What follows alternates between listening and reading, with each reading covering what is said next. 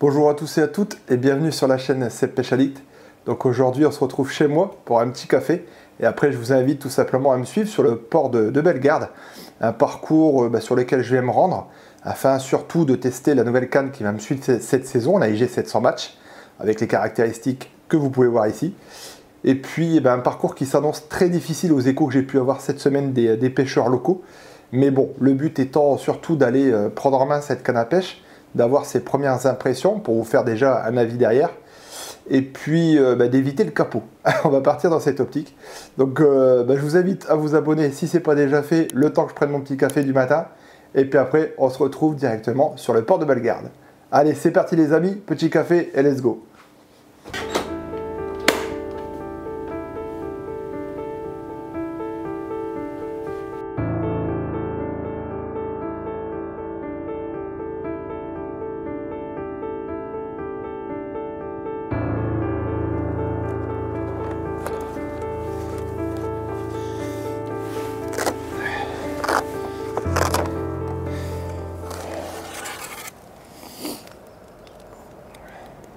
Nouvelle canne pour cette saison les amis, IG 700 Match. Allez, on va la déballer ensemble et puis on va l'essayer aujourd'hui.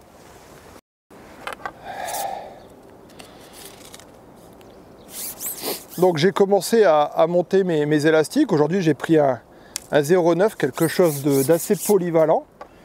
Et puis écoutez, on va voir si quel type de poisson on va faire. Donc toujours aligner les flèches quand on monte la canne à pêche, ça je l'avais précisé.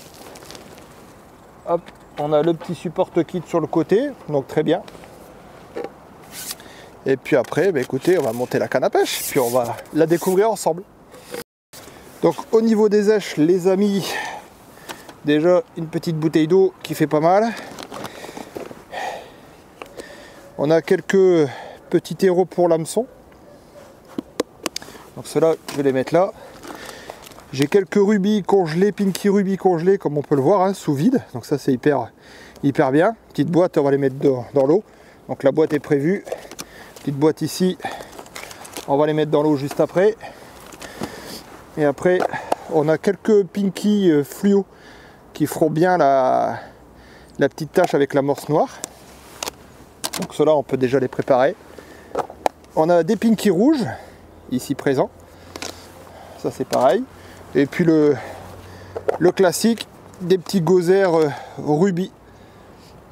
Donc tous ces èches sont d'appât à domicile. La petite vidéo sur ma commande que j'ai réalisée ici. Donc n'hésitez pas à aller la voir sur la fiche. Ça vous permettra de voir un petit peu comment on commande ces èches. Et puis là, écoutez, on va attaquer l'amorce. C'est parti.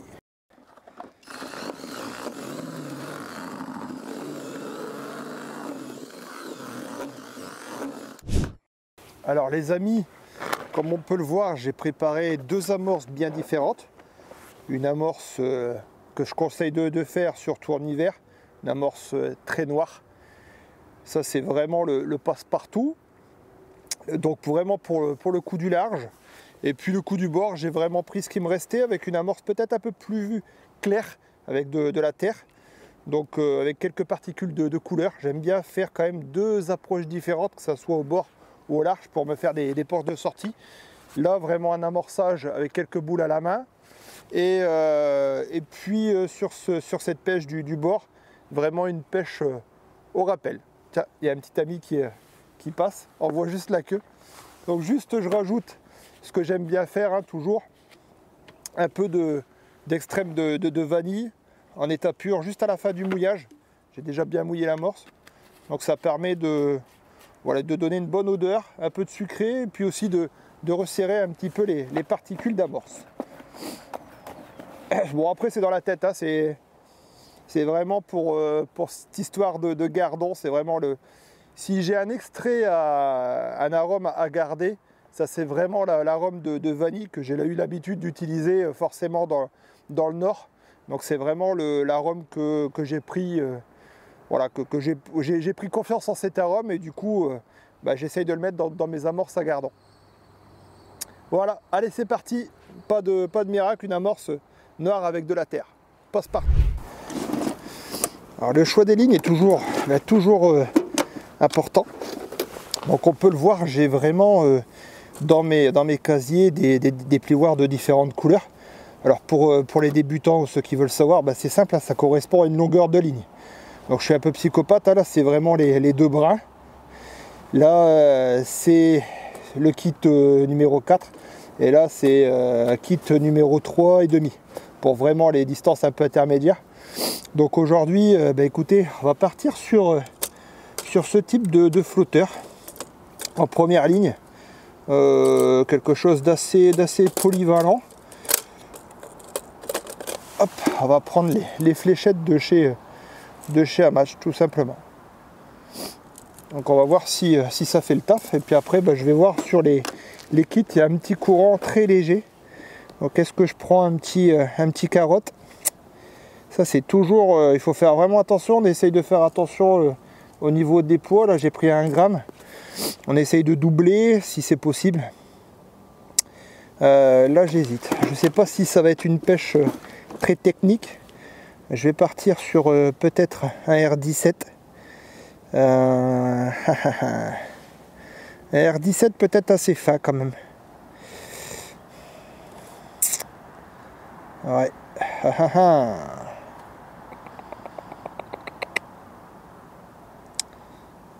Allez, je vais réfléchir, mais je pense que sur le deuxième kit, je vais passer sur le R17. Donc les boules sont faites les amis, je viens de terminer. Donc comme je l'ai dit, hein, quelques particules de pinky fluo pour faire des taches avec un peu de pinky mort. Je vais mettre 6 boules, hop, parcimonie, hein, c'est vraiment 6 boules noires sur le large. Et puis comme j'ai dit, le coup du bord, vraiment une pêche de rappel avec quelques boules, voilà, mais des petites boules, histoire de faire un petit côté alimentation, commençant au large, voir si j'ai des touches. Puis peut-être essayer de faire rapprocher le poisson. Donc prenez le temps de mettre vos boules sur les côtés dans un petit récipient de manière à bien être organisé. Ça c'est un petit conseil que je peux donner à la pêche, il faut vraiment être organisé. Ça permet forcément d'avoir une belle réussite aussi. Allez, l'amorçage les amis, c'est parti. Donc moi personnellement, voilà, je mets mes boules sur le côté, j'en prends 2 à la fois. Pointe de la canne qui frôle la surface de l'eau. Et en avant. Bon, on attend que ça plombe, hein. C'est comme une amorce avec de la terre. Donc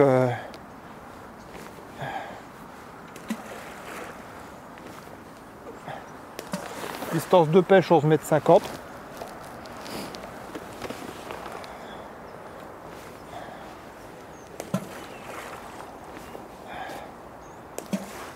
Ouais, c'est pas mal. Je suis content de mon amorçage. Il n'y a pas de boule qui a été derrière. Donc ça c'est le principal pour moi. Toujours essayer de mettre les boules devant le sillon. Et pour le coup du bord, bah là j'ai préparé pareil sur le côté des boules à une main, ma stratégie. Et puis là bah, je me suis mis un petit repère, tout simplement. Et puis je vais venir amorcer au bord. Comme je l'ai dit, avec des petites boules, histoire de faire le côté rappel. Devant moi. Certaines boules un peu moins serrées, surtout les dernières.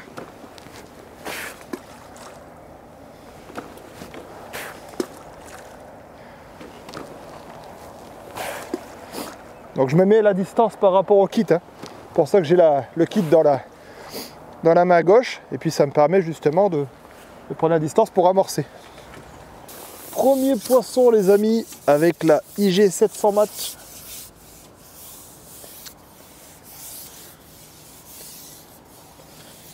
Gardons je pense, je sais pas, beau poisson.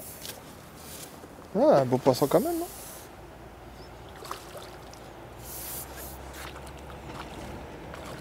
Donc les amis, ben, je me suis mis à grainer un petit peu histoire de contrer un peu cette amorce hyper lourde. Alors je sais pas ce que c'est, un beau poisson. Il n'y a pas un gardon. Oh, un chevenne. Eh ben. Voilà. Un beau chevenne les amis. Premier poisson avec cette nouvelle canne. La IG 700. Un très beau chevenne. Comme quoi peut-être que l'agrainage L'agrainage y a fait peut-être pour quelque chose.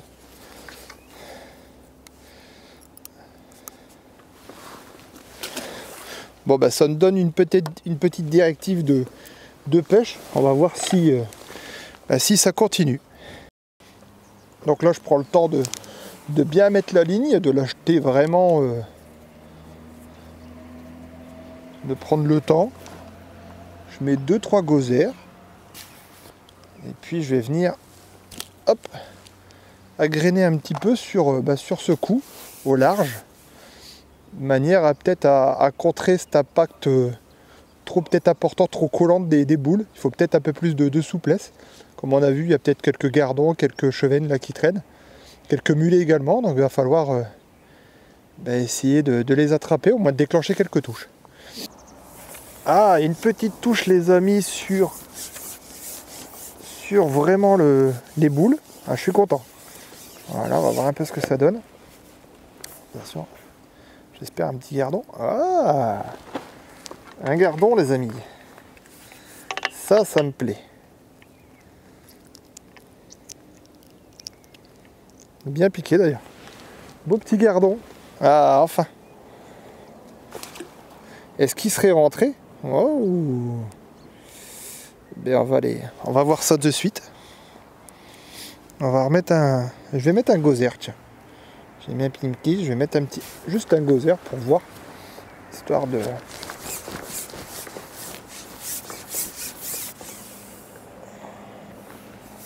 J'y ai pas cru, hein. J'ai eu la touche, j'ai mis du temps à réaliser. Je voulais bloquer la canne et je voulais vraiment bloquer la canne pour que la ligne soit stable, pour voir justement si ça pouvait peut-être relever l'hameçon, déclencher une touche. Et quand je suis arrivé sur l'amorce, pouf, ça, une belle touche. On va voir si ça se concrétise, si les gardons sont peut-être rentrés, ça serait de bon augure. Le courant s'est estompé, on a vraiment un petit courant, les touches se sont forcément amoindries. Alors je remets quelques gozers sur le coup, voir si je peux déclencher des touches. Je vais essayer après peut-être avec une approche totalement différente, vraiment très agressive, avec peut-être un flotteur de traîne, histoire de voir s'il n'y a peut-être pas un beau poisson avec... Allez, je reste sur cette idée, on y va, on va tester. On y va ensemble, voir si mon idée est bonne ou pas du tout. Donc là j'avais vraiment quelque chose de, comme on peut le voir, hein, je vais prendre le temps de vous expliquer ma ligne. Donc un R17 en 0,80. Vraiment un petit flotteur poire qui passe super bien de chez Amatch. Vous pouvez voir sur le site Magic Pêche, hein, ici présent.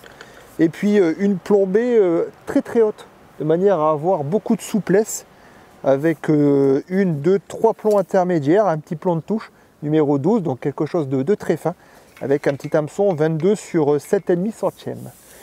Donc il a vraiment la ligne parfaite pour ici, très souple, qu'on voit voilà, vraiment quelque chose qui passe très bien. Je suis étonné, en tout cas pour l'instant, toutes mes touches, je les ai eues sur cette ligne, les 3 touches. Je vais essayer avec la manière très agressive, on va voir ça ensemble.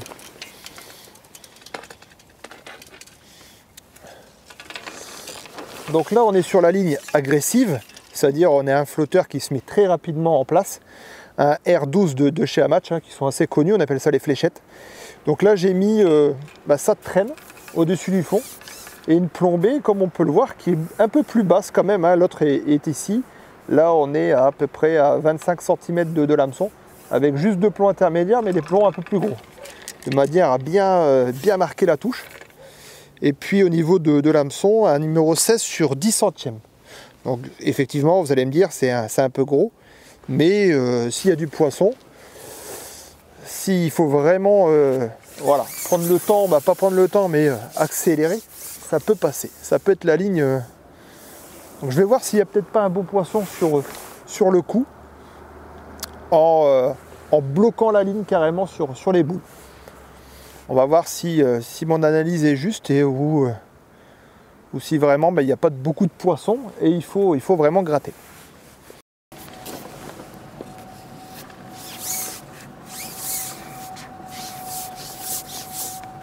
Quand vous avez des cannes neuves, bah, n'hésitez pas à vérifier vos emmanchements, c'est hyper important. Et puis bah, là je suis parti sur, bah, écoutez, j'ai assez étonné, j'ai essayé de sélectionner par rapport à lèche. Donc j'ai mis un gros terreau avec 2 gozères. Bon, j'ai eu de suite une touche et j'ai pris une ablette de 15 grammes. Donc je vous avouerai que un peu dépité. J'ai essayé de sélectionner par rapport à lèche, compliqué.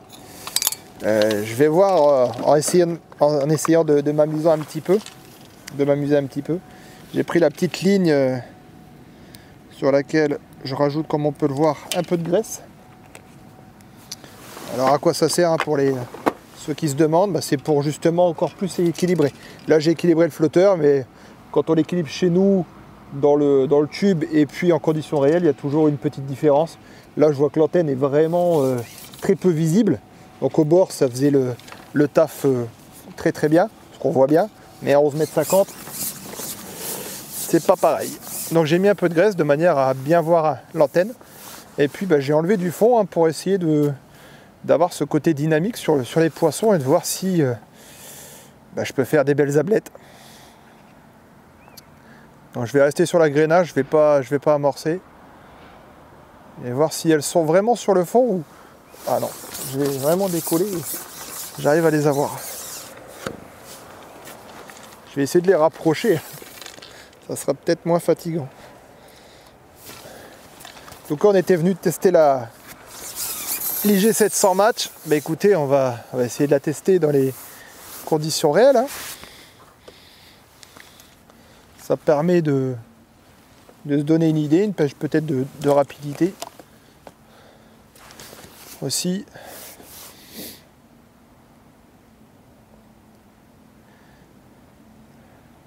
Alors, je vais vraiment mettre carrément la ligne dans l'amorce. Vraiment des ablettes. Dommage que ce ne soit pas des gardons, parce que là,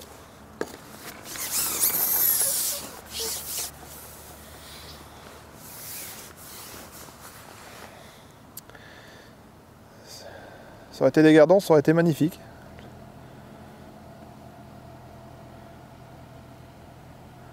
On a quand même loupé. Un rythme, un courant assez soutenu. Des belles touches. Hop.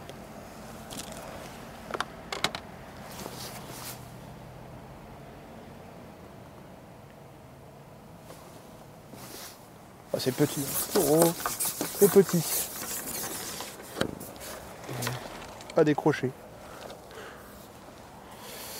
Moi j'ai une plombée très très agressive. Hein.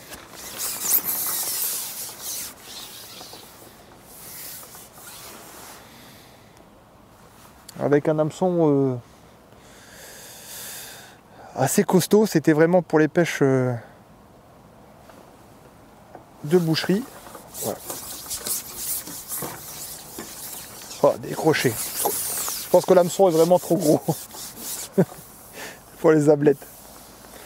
Je voulais passer même à travers, essayer, mais j'y arrive pas. Il y a vraiment une densité d'ablettes importante.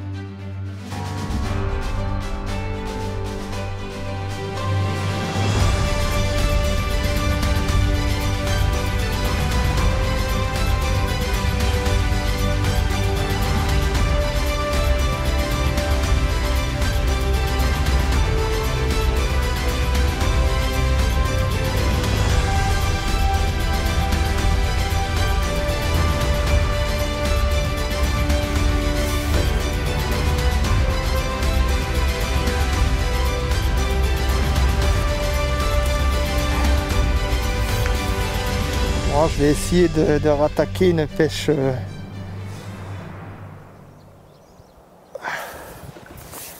très délicate, mais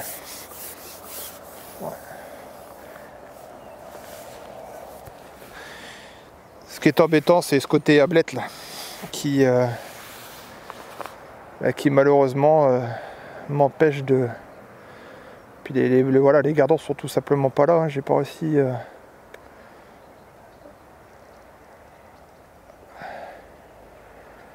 à en prendre plusieurs, j'ai réussi à en prendre qu'un.